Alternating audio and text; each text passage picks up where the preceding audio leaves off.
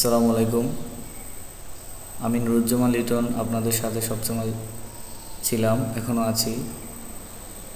তো মাঝখানে একটু ঘুরতে গিয়েছিলাম, তাই আপনাদের সাথে অনেক দিন পরে দেখা।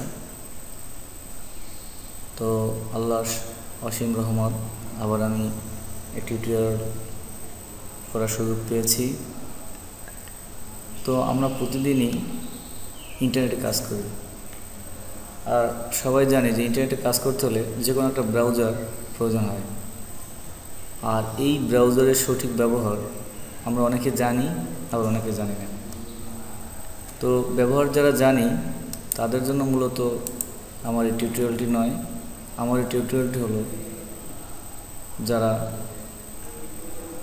একদম ব্যবহার করতে জানি না তাদের জন্য সামান্য কিছু টিপস। তো টিপসটি শুরু করার আগে আমার চ্যানেল, এই যে আমার চ্যানেলটি অবশ্যই আপনারা সাবস্ক্রাইব করবেন, কারণ আপনি যদি সাবস্ক্রাইব করেন তাহলে আমার যে কোনো ভিডিও তৈরি হওয়ার সাথে সাথে আপনি সেটা পেয়ে যাবেন।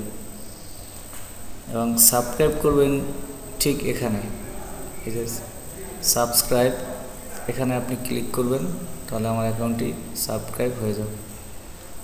এবং আমার মোটামুটি আমার চ্যানেলে কয়েকটি টিউটোরিয়াল আছে,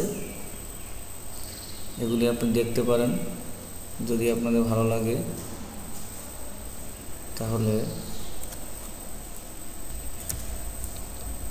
যদি আপনাদের ভালো লাগে তাহলে অবশ্যই কমেন্টস করবেন, আর খারাপ লাগলেও কমেন্টস করবেন, কারণ কোথায় ভুল আছে, কোথায় সমস্যা আছে, এগুলো যদি আপনারা কমেন্টস করে লিখেন তাহলে আমি সেভাবে পরবর্তী টিউটোরিয়ালগুলো দিতে পারবো। তো বন্ধুরা, আজকে আমি মূলত মজিলা নিয়ে একটি টিউটোরিয়াল করব, এবং এটি মজিলা ফায়ারফক্সের প্রথম টিউটোরিয়াল।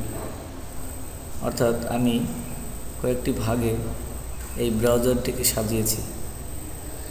প্রথমে আমরা যদি ইন্ট্রোডাকশনে আসি, ইন্ট্রোডাকশনে আমরা আজকে রেখেছি ডাউনলোড সফটওয়্যার, অর্থাৎ আমি কোথা থেকে কিভাবে ডাউনলোডটা করব মজিলা ফায়ারফক্স।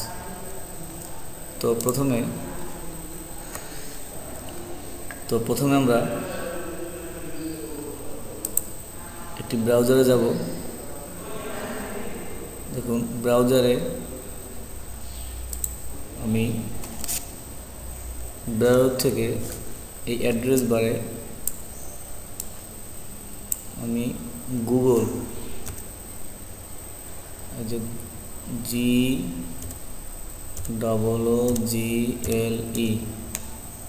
GOOGLE.com, google.com-এ এন্টার করে গুগলে গেলাম। কোনো ফাইল বা সফটওয়্যার ডাউনলোড করার জন্য আমার কাছে সবচেয়ে বেস্ট একটি ওয়েবসাইট মনে হয় এটি ভালো হবে, সেটা হলো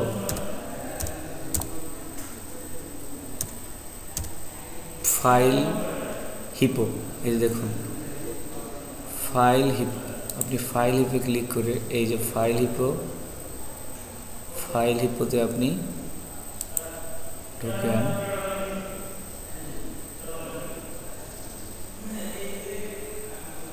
দেখুন, এখানে আপনি যত সফটওয়্যার ডাউনলোড করতে চান সমস্ত সফটওয়্যারগুলি এখানে পাবেন। দেখুন, আপনার এখানে ক্যাটাগরি ওয়াইজ দেওয়া আছে, browser, system, file sharing, entry. তো যাই হোক, আমি এখন এদিকে যাব না। তো আপনি এখান থেকে সরাসরি সার্চ করে আনতে পারেন। এখানে যদি আপনি লেখেন ফায়ারফক্স, এই যে দেখুন ফায়ারফক্স। তো ফায়ারফক্স আসার পরে আপনি এখানে দেখুন Firefox 64 bit, Firefox for Mac, আপনার কম্পিউটারটি যে ধরনের আপনি ঠিক সেই ধরনের একটি ফায়ারফক্স ডাউনলোড করবেন। তো আমার কম্পিউটারটি যেহেতু 32 বিট, তো আমি ফায়ারফক্স 32 বিট ডাউনলোড করতেছি।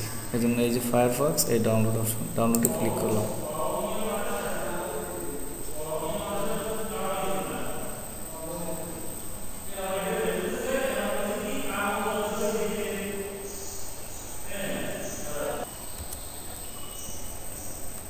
এখানে কিন্তু ডাউনলোড লেটেস্ট ভার্সন, অর্থাৎ এই ফায়ারফক্সের যে লেটেস্ট ভার্সন সেটা এখানে চলে আসছে। তো আপনি এটিও ডাউনলোড করতে পারেন, অথবা দেখেন এখানে ওল্ডার ভার্সন আছে। আপনার যদি এগুলি পছন্দ হয়, ভিউমোর অনেকগুলো আছে,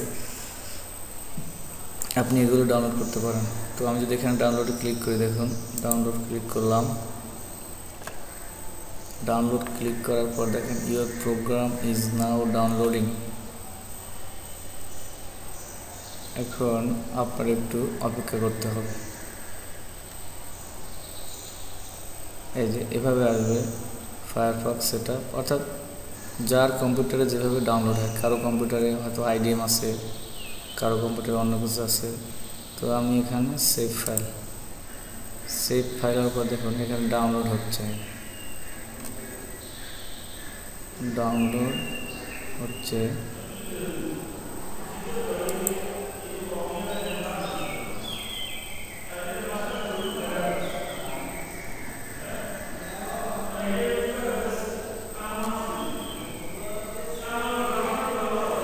তো বন্ধুরা, আমরা সফটওয়্যারটি ডাউনলোড করলাম এবং সফটওয়্যারটি ডাউনলোড করে আমরা ইনস্টল করলাম। এখন ইনস্টল করার পরে দেখুন এরকম একটা আইকন আসছে। তো আমরা যদি এখানে ক্লিক করে ওপেন করি,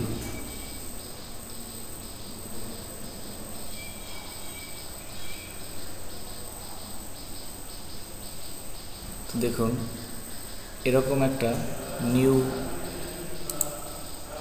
এরকম একটি নিউ উইন্ডোজ ওয়েব ব্রাউজার আপনার ডেস্কটপে আসবে। এখন আমরা যেটা করব, কাস্টমাইজ করব।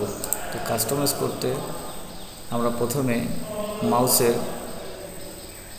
মাউসটি একদম উপরে সর্ববামে এখানে রেখে দেখুন এখানে আমি মেনু বার, এই দেখেন মেনু বারে ক্লিক করব।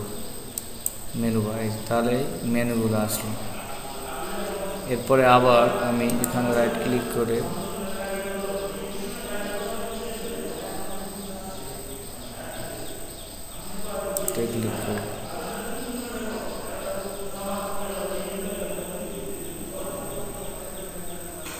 ক্লিক করার পরে দেখুন তাহলে আমার file, edit, view history, bookmark, tools ইত্যাদি এগুলি আসবে।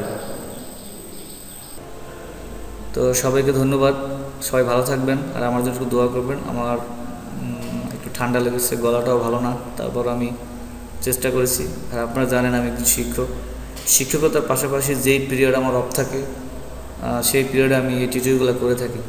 আপনারা অনেক সময় খেয়াল করবেন আমার টিউটোরিয়াল ভিতরে হয়তো দু একজন স্যারদের কথা হয়তো হালকা আসতে পারে, নয়েজ আসতে পারে, এবং দুঃখিত। কারণ আমার বাড়িতে বসে আমি সময় পাই না, বাড়িতে বসে বিভিন্ন কাজ থাকে। স্কুলে বইয়ে আমি করি, তো স্কুলে বইয়ে করার সময় হয়তো যে পিরিয়ডটা অফ থাকে সেটাই করি। তো যাই হোক, সবাই ভালো থাকবেন, আমার জন্য দোয়া করবেন। আসসালামু আলাইকুম রহমতুল্লাহ ওয়া বারাকাতুহু।